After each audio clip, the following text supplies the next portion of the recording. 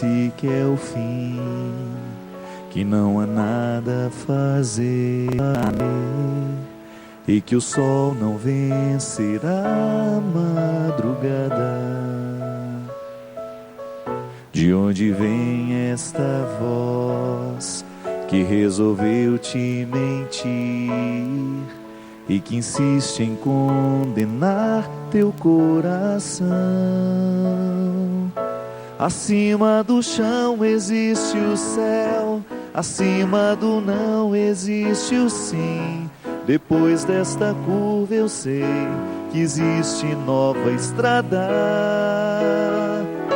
Acima do medo está o amor, acima da queda o teu Senhor, sorrindo a dizer-te vem, o céu é tua casa. Levanta os olhos, vê além, não te condenes por perder, mais importante é ver que há luz no fim da estrada. Se no sequestro da emoção perdeste o próprio coração, recorda-te que Deus te fez para a liberdade. Reconsidera o que passou, põe teu olhar no que será. Portas abertas, vem, o céu é tua casa. Acima do chão existe o céu, acima do não existe o sim.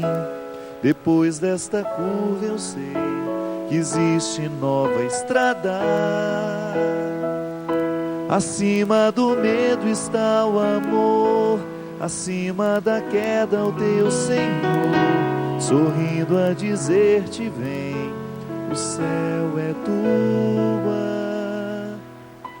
casa. Muito boa noite, hoje ao vivo de Taubaté, nós estamos começando mais um programa Direção Espiritual. Obrigado você que participa conosco, você que está sempre nos acompanhando, todas as quintas e depois nas reprises que nós temos no sábado e na madrugada de domingo para segunda. É sempre uma alegria a gente ter a oportunidade de anunciar aqui o conteúdo desta canção que a gente acabou de cantar. Existem algumas canções que conseguem quase que abarcar boa parte do grande significado do cristianismo. A boa nova é a gente poder anunciar a uma pessoa uma notícia que vai fazer bem aos ouvidos. Você sabe muito bem o efeito que uma notícia ruim tem sobre nós. Quando você escuta uma tragédia, por exemplo, você ouviu a notícia de que alguém foi baleado, como ouvimos nessa semana, que uma criança perdeu a vida porque foi baleada lá numa favela do Rio de Janeiro.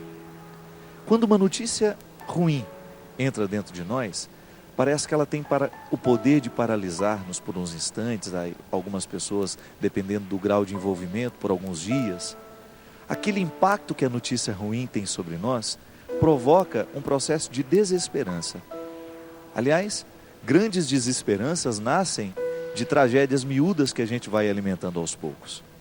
Eu mesmo já pude acompanhar muitas pessoas que viviam processos depressivos justamente porque colocavam muita atenção nas notícias ruins de todos os dias.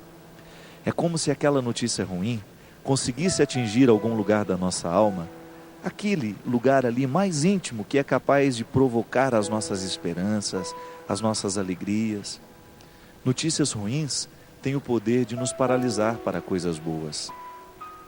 A boa notícia que nós temos é que Deus não se cansa de nós. A boa notícia é que Deus não se cansa de nos oferecer estradas para que a gente continue andando.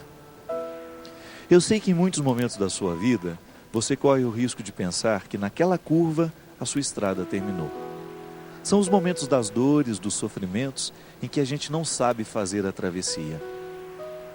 Eu acredito, minha gente, que existem alguns momentos da nossa vida que eles são de fundamental importância para que a gente tenha condições de ultrapassar, para a gente chegar ao outro lugar. Assim como uma ponte se presta a ligar dois lugares. Uma ponte, ela é sempre um mecanismo, um lugar que nos favorece chegar a outro. Ela não é definitiva na nossa vida. Pontes são transitórias. Você passa por elas à medida em que você precisa continuar a sua caminhada e de repente você tem ali um obstáculo diante de você. O sofrimento se presta na vida humana da mesma forma, do mesmo jeito que uma ponte se presta a nos fazer chegar do outro lado. E o grande desafio é a gente não enxergar na ponte a realidade definitiva. Pode ser que se a gente olhe apenas para a ponte, a gente não vai conseguir enxergar o outro lado. E sofrimentos costumam ser lugares de travessia. Através deles, nós conseguimos alcançar coisas mais nobres, lugares mais nobres, que até então as alegrias não haviam nos proporcionado. Pessoas interessantes são pessoas que sabem fazer as travessias o tempo todo. E aliás, os sofrimentos eles deixam de ser benéficos na vida humana no momento em que nós olhamos para ele como determinantes, definitivos. Não, eles são apenas passageiros. Você sabe muito bem disso. Durante um tempo da sua vida você precisou se preparar arduamente para você poder entrar na faculdade. E aquele período de sofrimento hoje, ele vale a pena e ele é visto de uma forma muito redentora. Hoje você conseguiu fazer a sua faculdade, ter a sua profissão. Hoje você vive outras pontes. Hoje você vive outras travessias. As dificuldades nossas de cada dia, que também se prestam a ser pontes para nos ajudar a chegar no lugar que Deus preparou para nós. Muitas vezes nós ficamos desanimados, parados no nosso processo, porque a gente só olha o que está acontecendo. Mas não. É sempre bom que a gente perceba que Deus está nos convidando a ir além. E essa é a boa notícia. Deus ainda continua acreditando em nós. Deus ainda não se cansou de nós. E hoje o programa Direção Espiritual quer ser para você uma boa notícia. Quem sabe através de uma palavra que nós possamos dizer aqui, você se motivar para continuar acreditando naquilo que é o projeto de Deus para a sua vida e fazendo essas travessias necessárias, dolorosas, mas necessárias na nossa vida. Ligue para nós, 0 operadora 12 31 86 26 00. Deixe o seu pedido de oração, o seu pedido de aconselhamento, que haverá um grupo de pessoas pronto para atender aquilo que você tem a nos dizer. Boa noite, Rafael. Muito obrigado pela sua presença, meu querido. Hoje vocês podem perceber que nós estamos num lugar diferente, né? Nós estamos aqui em Taubaté, na casa de uma amiga nossa, que acolheu a Canção Nova hoje aqui.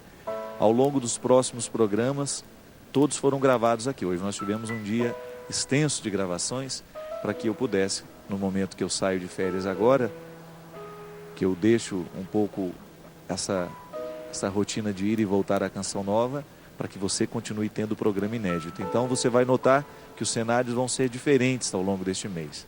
É um jeito também que a gente tem de fazer ficar diferente o programa, né?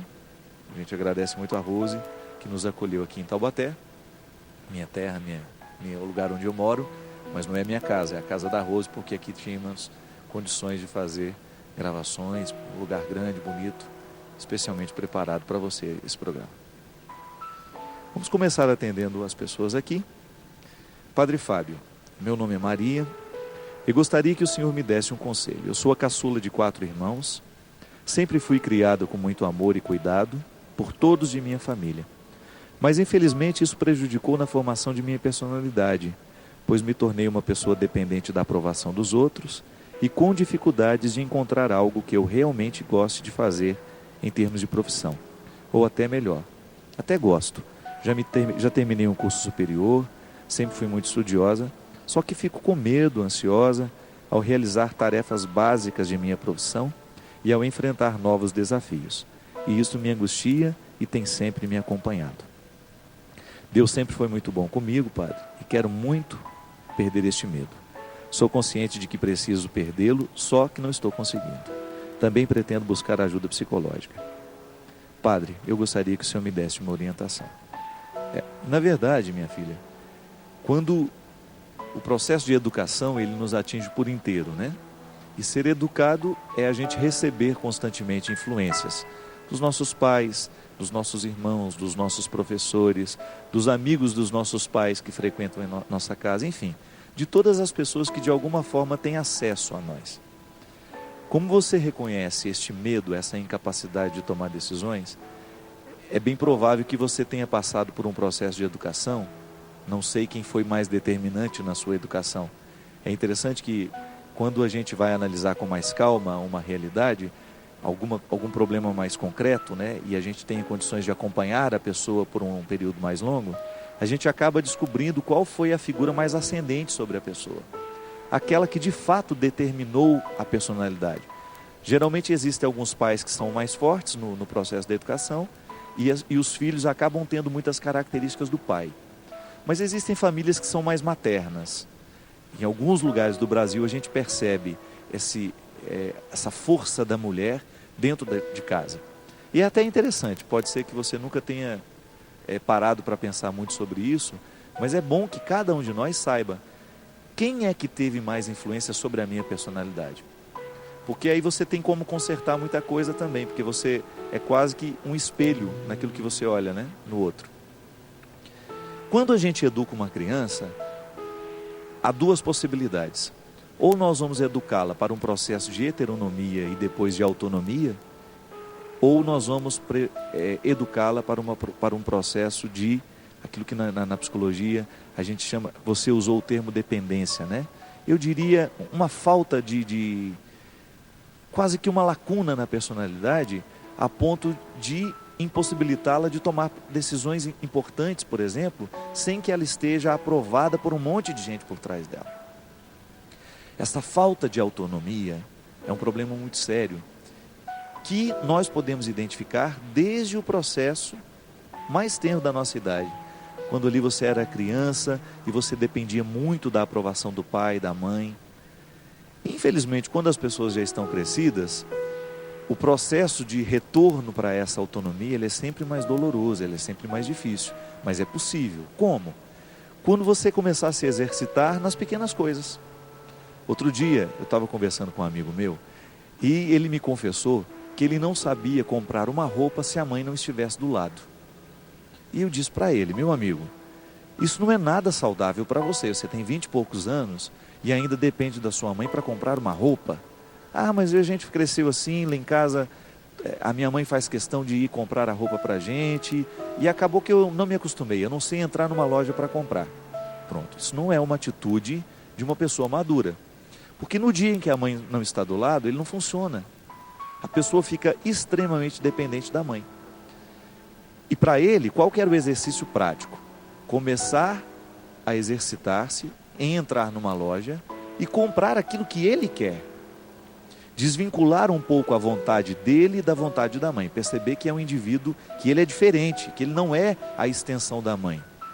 E aqui está o grande problema. Agora eu falo para você que é mãe. Cuidado para você não educar os seus filhos como uma extensão de você. Extensão é aquilo que continua. Nós temos que continuar você. Um filho sempre é a continuidade da mãe e do pai, mas ele não pode ser a reprodução. Porque se você faz do filho, cria dentro do filho a necessidade de ele reproduzir o que você foi e o que você é, ou então o que você nunca foi, porque projeta nos filhos os seus sonhos e necessidades, você está educando esse filho para que ele não assuma a autonomia.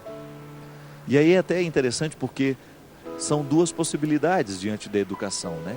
Ou nós vamos cuidar ou nós vamos controlar. Educação cuja base é o controle, os filhos não terão autonomia. Eles serão controlados. E isso dentro da psicologia de Jean Piaget chama heteronomia, o processo da heteronomia, dentro do juízo, do desenvolvimento do juízo moral. Uma criança, quando ela não tem nenhuma regra para ela vive um processo de anomia. Para ela, não há nenhuma regra. Ela faz o que ela bem entender. Depois que ela assume já uma certa maturidade, ela entra dentro do processo de heteronomia. Isto é, eu obedeço porque eu vejo alguém obedecendo também. A autonomia é quando você não precisa ver o outro obedecendo. Você já obedece porque você descobriu o valor daquilo.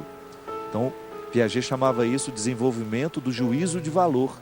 É a pessoa ser capaz de descobrir o valor por ela mesma. Veja bem, pessoas como a Maria sofrem essa dificuldade. Ela não vê o valor por ela mesma. ela está sempre na dependência de alguém que viu por ela. Quais são as consequências disso na nossa vida, minha gente? Falta de coragem, muitas vezes, falta de iniciativas. Hoje a gente encontra tanta gente assim apática diante da vida, não é verdade? Não sabe nem aproveitar as possibilidades que tem. Ou o pior, não sabe nem cavar a possibilidade. Educar um filho para não ter autonomia é você prendê-lo a você a vida inteira. E na hora que você morre, o que é que sobra do seu filho? Tanto é que uma boa educação, ela será percebida, e os resultados de uma boa educação serão percebidos à medida em que o pai é ausente e o filho continua conseguindo viver. Porque quando você retira o pai e a pessoa perde o elan da vida, a vontade de viver, então significa que aquela pessoa não foi educada para a coragem. A dependência de pai e mãe tem limite e nós precisamos estabelecer esses limites. Quem estabelece? Claro que deveria ser pai e mãe. Se eles não sabem estabelecer, o filho vai chegar um momento em que ele vai ter que reivindicar isso.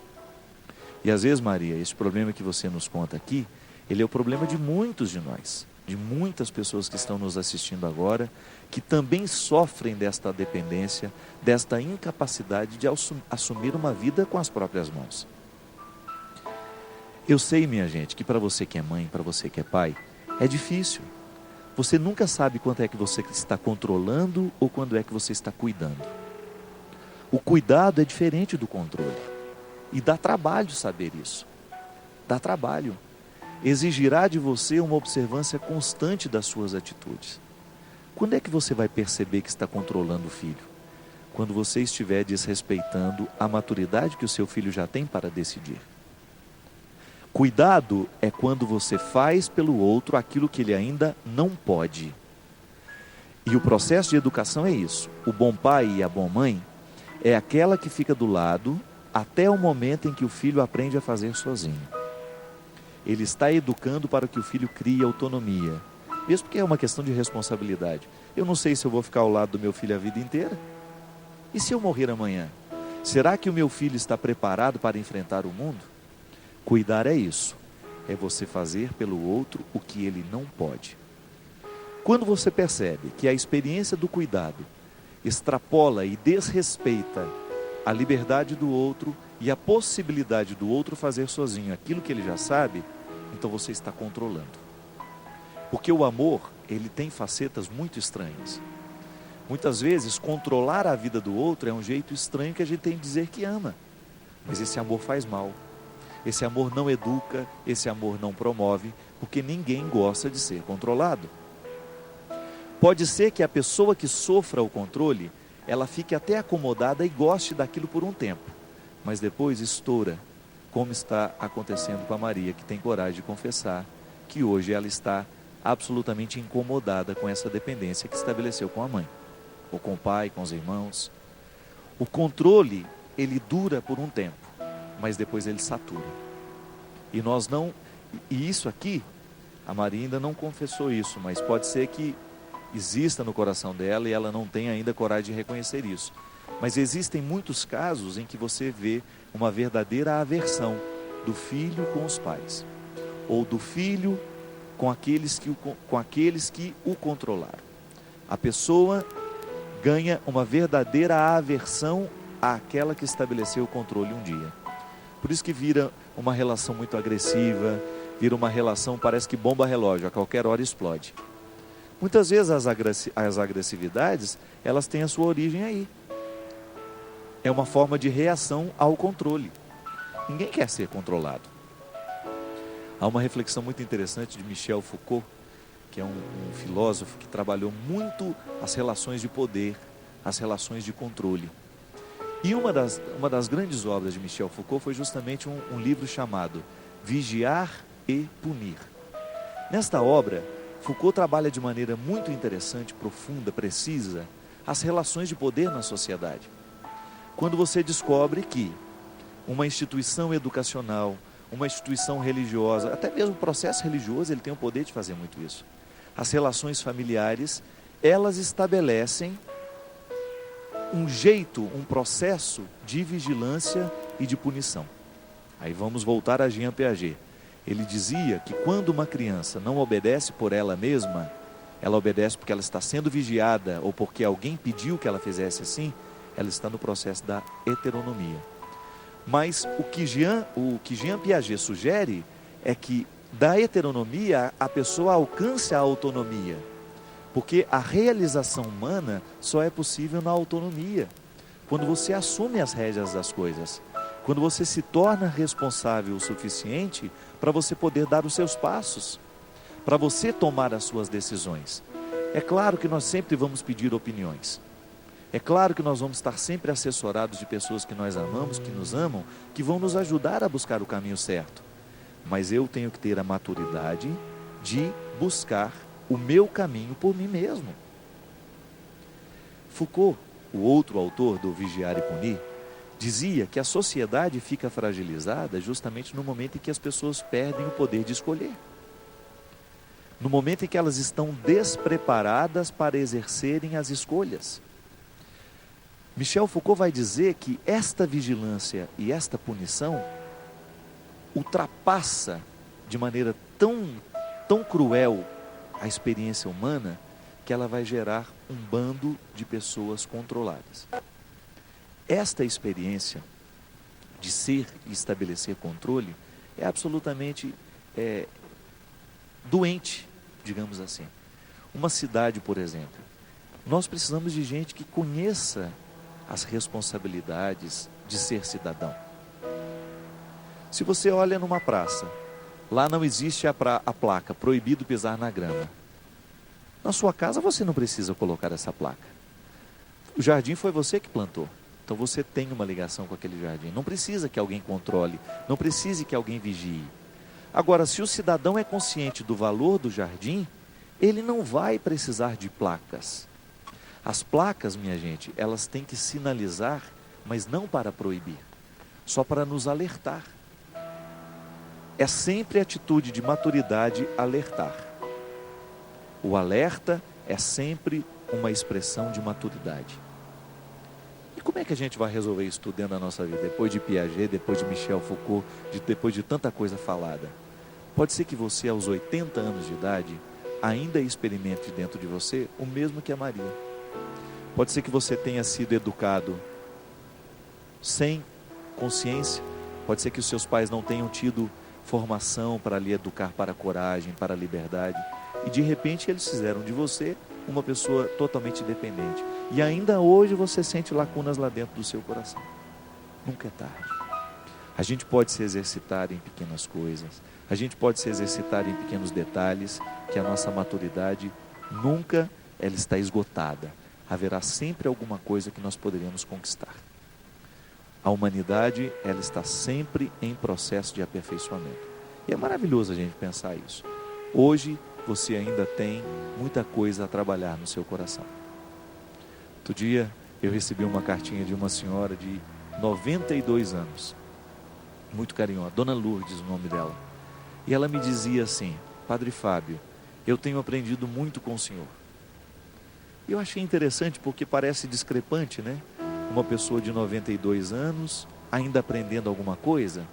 Ela poderia muito bem estar tranquila lá na vida dela e eu estou aqui com as minhas mazelas, eu estou aqui com as minhas coisas, eu estou aqui com as minhas idades, com a minha idade avançada e com tudo aquilo que é fruto da minha idade, não tenho mais nada a aprender não, me deixe morrer em paz. Mas ela não. Ela ainda está em processo de aprendizado. Isso é lindo, minha gente.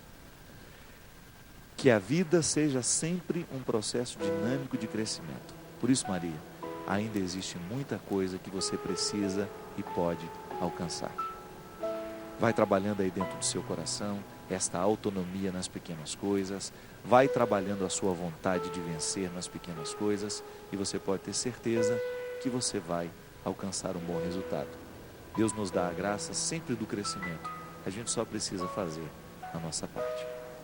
Lembrando que você pode ligar para nós, 0 operadora 12 31 86 26 00. Este é o programa Direção Espiritual e hoje ao vivo aqui de Taubaté, para você que está nos acompanhando.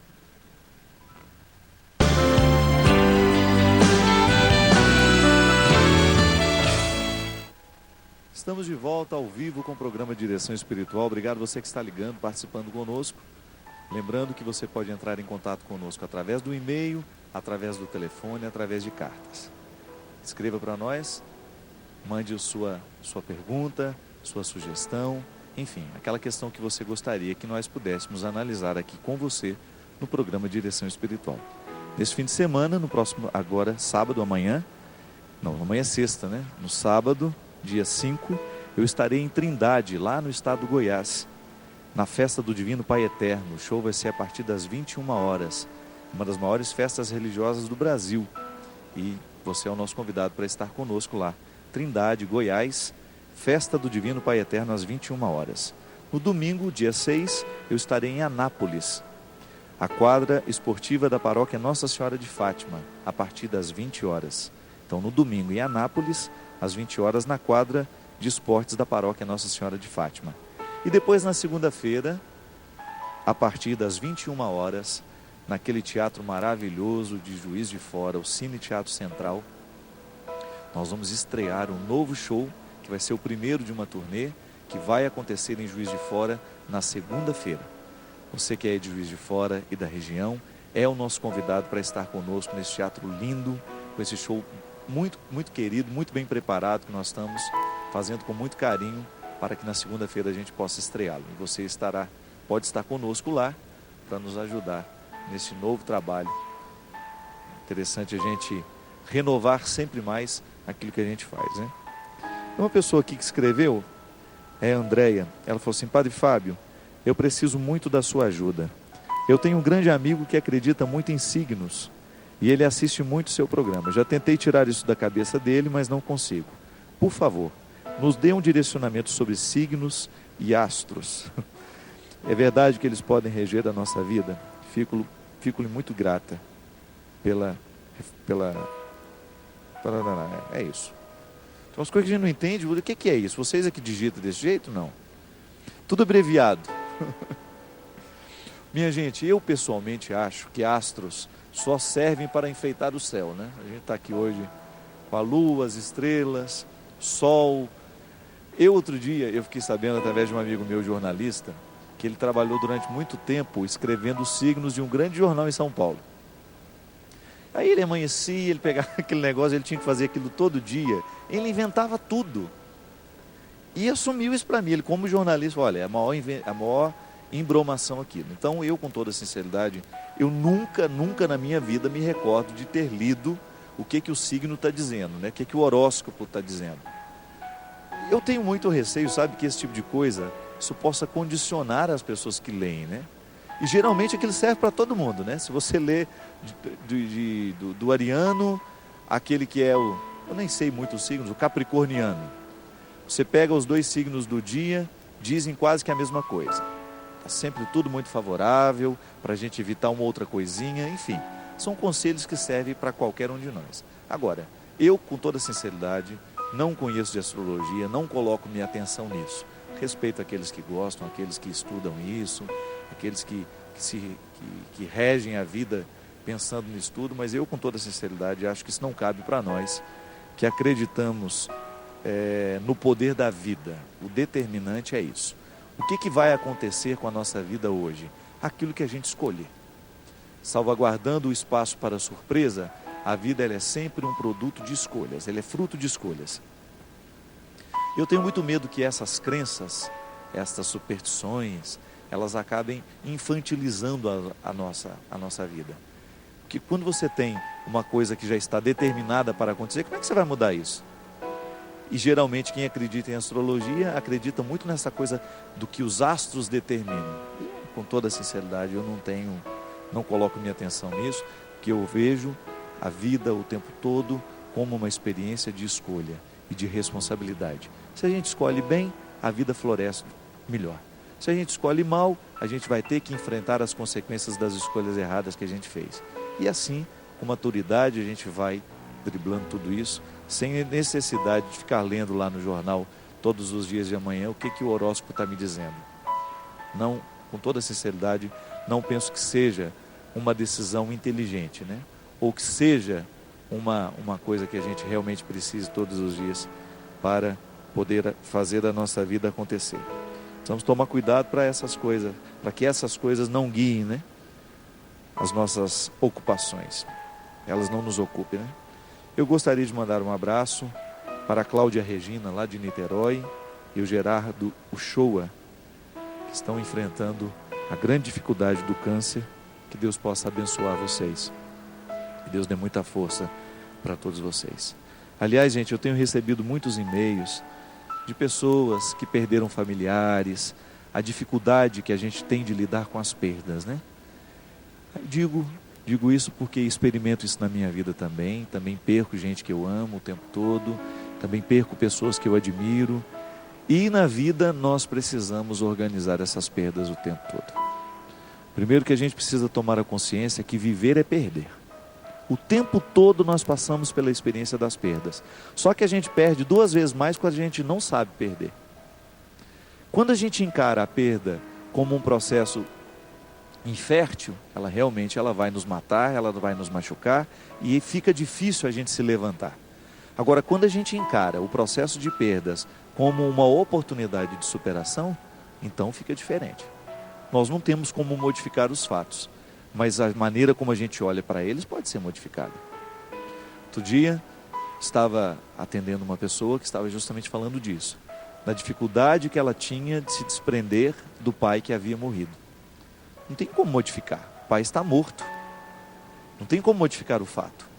Mas agora, se você não aprender a reconstruir a vida a partir desta perda, você vai perder muito mais. Porque você perde oportunidades preciosas estando preso naquela perda. Aí parece que fica sem horizontes, né? O tempo todo nós estamos perdendo. Hoje você fez um monte de escolhas, você ganhou algumas coisas, você perdeu outras. Se você fica prestando atenção no que perdeu, você corre o risco de nem encontrar mais o que você está ganhando. Então precisamos nos exercitar para isso. Perdemos o tempo todo, mas também ganhamos com aquilo que a gente perde. Há coisas que vão nascer dessas perdas. Só precisa ter tempo, só precisa ter calma, paciência para enfrentar o momento da perda, sabendo que ela gera um aprendizado. É questão de maturidade. Ninguém nos prometeu que seria diferente, minha gente. Viver é perder. Alguns perdem mais, outros perdem menos. Agora, perde muito mais aquele que não aprende a perder. Eu vejo isso, por exemplo, no mundo dos esportes. Ontem, mesmo eu que não sou fluminense, como eu fui dormir triste com aquela derrota ontem. Na verdade, era o Brasil todo que estava. E eu me lembrava do Mateusão, o Denizão lá em Petrópolis, sofrendo, né? O Léo. Quando a gente tem amigos que amam aquele time, é claro que você, de alguma maneira, pensa no sofrimento deles. Acho que só não iria ficar se fosse o Corinthians, não é todos os caras. Quando ontem o Fluminense estava perdendo, eu falei, meu Deus, faltou tão pouco para ganhar, né? E às vezes a vida é tão assim, difícil de ser assimilada, parece que a vida foi ingrata com a gente. Os meninos fizeram tudo certinho. E olha que jogaram muito melhor, jogaram bem demais. Mas alguma coisa dá errado, o nervosismo, uma defesa que não funciona, enfim, perderam o título.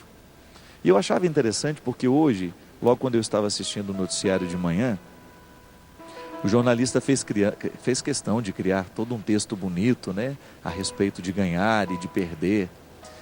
E ele estava dizendo que o Fluminense, ele nunca tinha chegado tão alto, nunca tinha chegado tão longe num campeonato importante como a Libertadores da América. E que ele fez tudo certo, ele eliminou os melhores.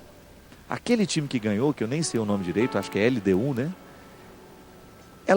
Aquele time não enfrentou grandes obstáculos para chegar na final. Os maiores obstáculos o Fluminense enfrentou. Então ele já estava ganhando há muito tempo. Ele eliminou o São Paulo, que era um time favorito. Ele eliminou o Boca Juniors, um sempre favorito. Chegou lá com toda a força, infelizmente não fez um primeiro bom jogo, mas recuperou tudo lá ontem no Maracanã. Mas não foi o suficiente. Faltou um gol. Ele perdeu porque não conseguiu fazer um único gol. Mas no momento que a gente perde, e estava bonito de ver o Maracanã todo iluminado com as 3 cores do Fluminense. Estava bonito de ver. E aí, mesmo a gente não sendo Fluminense, a gente se empolga, porque você vê um monte de gente ali dando sangue, né? É a torcida jogando junto. E o mais bonito que fez com que a gente se envolvesse com o jogo de ontem foi a história de superação daquela final que já começou no outro jogo. Foi uma história de superação mesmo, de fazer um monte de gol num jogo só. E você vê que a fragilidade se reveste de coragem, se reveste de força, mas não deu. Não conseguimos. E aí hoje, quando o noticiário encerrava com a derrota do Fluminense, falava justamente disso. Olha, o time não chegou, nunca até então havia chegado tão longe. E é claro que a sua torcida queria que ele saísse de lá campeão, mas não saiu. E aí? O grande problema é que na hora que perde, a gente esquece que ele é o vice-campeão. E que ter chegado a esse vice-campeão foi muito. Foi com muito esforço, foi com muita luta. Mas é impressionante, no momento que a gente perde, a gente esquece que a gente ganhou alguma coisa também. E durante aquela reportagem, mostraram a festa que foi feita na Alemanha, numa Copa passada aí, quando a Alemanha ficou em 3º lugar. Todo mundo festejando o 3º lugar. Coisa que parece que brasileiro não sabe fazer. Ou a gente festeja o primeiro, ou a gente não festeja nada. E a vida não é assim. Esta regra de festejar apenas o 1º lugar, ela é ingrata, ela é injusta. Porque às vezes chegar ao 2º lugar é o máximo que a gente pôde. É uma questão de honestidade com aquilo que a gente conseguiu. A gente conseguiu ser vice, mas a gente conseguiu ser vice. A gente poderia ter sido eliminado logo no início do campeonato, mas não, a gente chegou lá. Só que essa mentalidade, minha gente, ela requer sabedoria e ela está dentro do contexto da palavra de Jesus. Esse contexto é evangélico, daquela história de dar a face quando alguém te bate de um lado. De você saber compreender a realidade na sua totalidade. Jesus não apenas mandava dar a face para bater, não. Ele estava nos motivando, era compreender os bastidores das coisas. Ali naquele caso, naquele exemplo, os bastidores do ódio, os bastidores da humildade. De um lado a humildade, de outro lado o ódio. Era sobre isso que Jesus estava falando. Mas quando a gente vive um momento como aquele de ontem, não é fácil a gente investigar os bastidores. Não é fácil a gente ser justo com todo o processo que o Fluminense viveu até chegar à final de ontem. Nós queremos a taça das Libertadores da América. E se ela não vem, a gente chora. A gente não sabe se contentar com o 2º lugar. E aí a gente acaba sendo injusto com a gente mesmo. Quantas vezes você foi injusto com você mesmo porque você não considerou os resultados que você alcançou? Você não foi o suficiente honesto para que aquilo que você alcançou é o que você podia. Aquilo que você alcançou era o máximo que você podia. Não tinha o que inventar. Foi o que você chegou, foi o resultado que você pôde. Interessante que os vencedores, eles ganham alguma coisa toda vez que você tem diante de você alguém que chegou ao 1º lugar. Ele ganha um brilho momentâneo. E aquela taça vai parar onde depois? Aquela taça tão desejada vai parar onde? Em algum instante. Daqui 2, 3 meses ninguém lembra mais disso. Agora o perdedor, é interessante porque o que vence, ele ganha tudo muito momentâneo. O que perde, ele tem um aprendizado para a vida inteira. Você pode ter certeza que os jogadores que enfrentaram aquela final ontem saíram de lá decepcionados. Mas eles saíram com alguma coisa que o pódio não pode mostrar.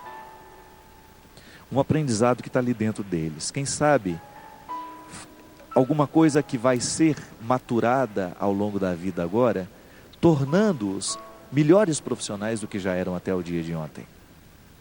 Diferente dos que ganharam, que podem sair com uma vaidade extrema e esquecer que ainda precisam crescer. Então, se a gente olha para o pódio, a gente corre o risco de ver só aquele que ganhou. A gente consegue enxergar apenas aquele que subiu no pódio. E a gente só olha a glória do momento. Mas se a gente for pensar, o perdedor está ganhando muito mais do que aquele que ganhou. Porque o que está perdendo, ele está ganhando algo que não é tão temporário, vai ser para a vida inteira. E você sabe disso. Eu me recordo que nas Olimpíadas, não sei se foi Olimpíadas, se foi... O que foi? Que aquela menina, Daiane dos Santos, foi uma decepção para o Brasil.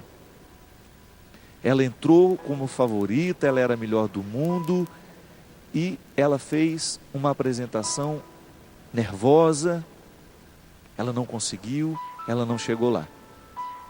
E ficou lá desclassificada, não trouxe a medalha que o Brasil esperava. Certo, a Daiane dos Santos não subiu no pódio naquele ano. Mas o que aconteceu dentro do coração dela com aquele momento em que ela perdeu? Será que aquele favoritismo não estava retirando ela da sua própria realidade? Será que quando a gente coloca uma pessoa como favorita demais, a gente acaba prejudicando essa pessoa? Ou quando a gente reveste aquela pessoa de muitos elogios, de muitas coisas, parece que a gente retira aquela pessoa da realidade. E de repente perder para ela foi importante. Porque a partir daquela perda, ela se tornou uma atleta melhor.